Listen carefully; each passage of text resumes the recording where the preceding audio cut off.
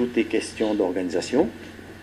Comme vous l'avez dit, avoir un personnel effectif à ce niveau demande de l'organisation. Éventuellement, au niveau de la direction des ressources humaines, nous sommes organisés de sorte que le personnel soit administré à travers des services, différents services.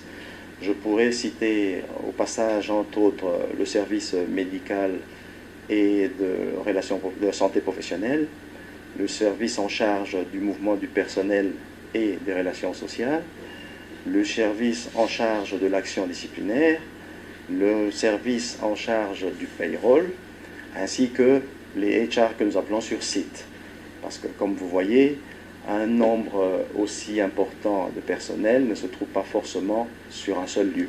Il se trouve réparti dans les sites où nous prestons. Et là, sur place, nous avons l'obligation d'installer ce qu'on appelle des HR sur site. Et toutes ces personnes sont reliées de sorte que nous ayons une forme d'unité de commandement. Par exemple, pour étayer ce que je viens de dire, le chargé de médical aura, lui, la tâche de pouvoir suivre le personnel ou l'assister du moins sur le plan sanitaire. Et pour cela, nous avons des relations de contrat ou de prestations avec des centres de santé et polycliniques qui sont disséminés à Lubumbashi, à Kolwezi, à Fongorome, ainsi qu'à Kambov. Et à travers cette politique de prestations sanitaires, nous prenons en charge environ 7000 dépendants, c'est-à-dire enfants, femmes, ainsi qu'agents. Au-delà de cette action ou de cet accompagnement sanitaire, je disais tout à l'heure que nous avions le chargé des relations sociales et du mouvement du personnel, parce que le personnel a des problèmes. A un problème pendant ses prestations, par exemple, des heures de cantine. Il faudrait des repas, il faudrait toutes ces choses. Cette personne étant humaine a des problèmes de fois sociaux extérieurs, ce qu'on appelle des accompagnements au niveau funéraire. C'est toujours le chargé du social qui s'occupe de ce sujet-là. Et comme il y a du personnel, pour qu'il y ait de l'ordre, il faut ce qu'on appelle l'action disciplinaire. Et là-dessus encore, nous sommes organisés de telle sorte qu'il y a quelqu'un ou un service qui s'en occupe, toujours sous le contrôle du directeur de ressources humaines. Le payroll, il faudrait que toutes ces personnes soient rémunérées dans les délais, à temps. Là-dessus, encore, un chargé du payroll et ainsi de suite. Donc voilà un peu en termes d'organisation, d'une manière succincte, comment est-ce qu'on s'y prend pour faire fonctionner la direction des ressources humaines. NB Mining Africa, toujours dans le souci de se conformer à la législation, a appliqué dès le 1er janvier 2019 la nouvelle réglementation concernant les taux d'imposition sur à la fois la Caisse nationale de sécurité sociale ainsi qu'à l'impôt sur le revenu professionnel sur le revenu, IPR.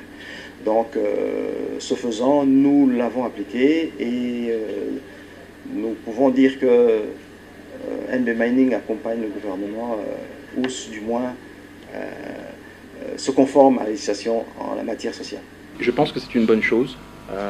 Ça renforce les liens, je dirais, avec les investisseurs et je dirais les administrations locales. C'est une bonne chose de pouvoir réguler aussi le code minier, de le réformer, de le faire évoluer. Et pour nous, c'est une chance de pouvoir, je dirais, aujourd'hui intervenir dans ce secteur d'activité. On est moteur, générateur de talents chez nous, chez NB Mining Africa, générateur aussi de perspectives d'évolution, et on a vraiment à cœur de développer nos activités en République démocratique du Congo avec l'ensemble des acteurs et l'administration, les intervenants, les partenaires. Pour nous, c'est une force importante. Il est vrai que certains des acteurs économiques du Haut-Katanga se sont vus fermer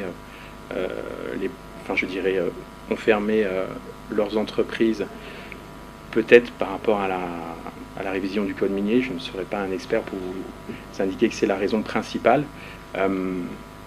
Pourtant, au beau fixe, compte tenu du prix du cobalt et du cuivre, donc tous les curseurs sont au plus haut justement pour le développement des activités en République démocratique du Congo, et plus exactement au Lualaba et au Katanga.